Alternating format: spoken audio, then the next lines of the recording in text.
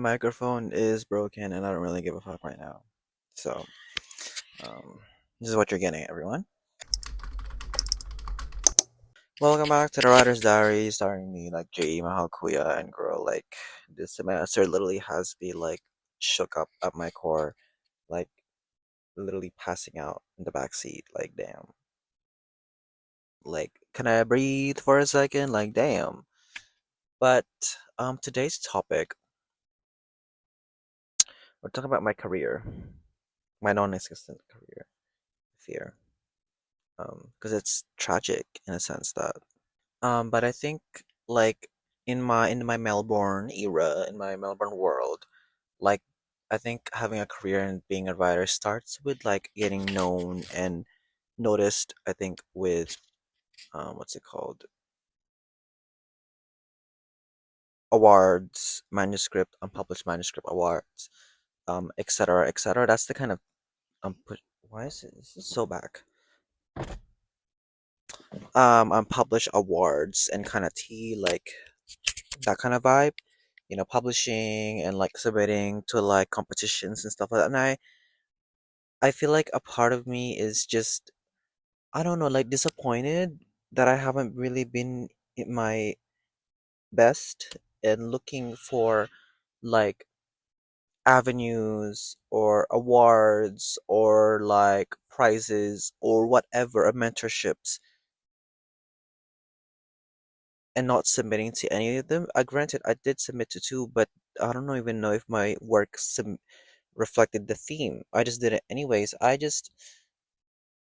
feel as though I'm not running out of time. I know that, but I feel like I'm lacking something, even though, like, objectively, I have a lot of bust downs going on, girl. This semester is literally like killing me, killing me. Um, and also like my behind the scenes stuff of my life, like my personal life. I feel like I've kind of traded my career or writing life right now, and of course, like I haven't really been posting in Substack that much, and I somehow maintain this podcast every single week. Like I record this, I edit this, I publish this online, I do the short clips, I do the whole buzz downs, and it takes a lot of work, and I like it, but I feel like I want to get back on my A game and kind of look at more like submissions and stuff like that. I feel like I'm missing something. I don't know. I think like the publishing and the writing industry in Melbourne is so small, and I have said this time and time again. It is minuscule. We are an island, and we are all in a small room, and we're all trying to get everyone's attention. Like, look at me, girl! Like it's me right here, like, girl! Like literally, like I'll do like a buzz down for you. Like literally, like pay attention to me, girl. Like I have a manuscript. Like please, please, please. So I think that my kind of world and my kind of, I guess, career is, because I'm very pragmatic. Like I grew up with it. I have an immigrant kind of background, and I'm kind of like, oh, um, well, because I kind of view this writing career as part time. I feel like a lot of people are within like my circle and within like my era and within like my inner realm are kind of like, hey, like, what are we gonna do? Like, are we actually gonna use this degree? Like, what's going on? Like, what's the tea? Um. So I kind of view this as my part-time job, and I love it. It's fulfilling something in me as a creative. At least that's what I feel. And I know it's not gonna make a lot of money, but I want to write or tell a story, and I don't know what my other part-time job will be. Is it forever gonna be retail? I don't know. And there's nothing wrong with like work forever working in retail. Like I love retail, but maybe I want to work in journalism. But even that's dying as well. Maybe I want to work in marketing or anything of the creative realm. And as the institutions that help writers, like Writers Victoria, are kind of getting torn apart, where does us writers go? We have no support other than each other. We're literally sinking and swimming, like holding each other's hands, like singing "Kumbaya" in a Titanic. But I don't know.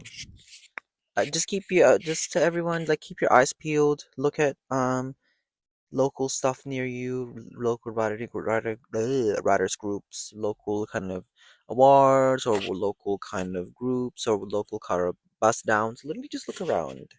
Especially the Writers Victoria. I think the website is still up. They have like competitions and stuff like that you can submit to. Just get your name out there, girl. Like we're like this. Yeah. Um. Let's go into the reading list. I am. What am I currently reading, girl? I am currently reading Yesteryear. Um. It has literally been in my my feed for so long, and I was finally reading it, and I was like, oh my god. So yesteryear, I think it's yesteryear by Carol Claire Burke. I'm 32% of the way in, and it's about this like trad wife influencer of the likes of some that know us, from my personal opinion. Okay. Like she lives in a wild farm. She has like 7 kids. That kind of tea, like, and she has a like very much like um traditional life, and she has she has a husband who's kind of a bit of a flop, and she also has nannies, and she also has people who help at the farm, but they're not really included in her content. They're kind of pushed away, etc., etc., etc. Anyways, she wakes up one day. She's back in the 18,000s. I will say that the first chapter is a blunt. She's very blunt.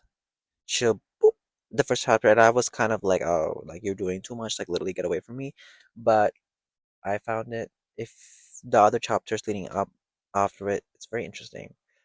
I think it's okay so far. Like, I feel like it has potential, and I feel like it's definitely gonna date strangely. I'm gonna see how it goes. Like, how are we gonna look back in yesteryear in 5 months or 5 years? Is it focusing on an influencer gonna date it terribly, or is it gonna be like a snapshot of what it was back in the 2025 era, 2026? Anyways, reading that. But other than that, thank you so much for listening to this podcast episode. All my links and all my stuff will be down in the description. And thank you so much for listening. I'll see you in the next one.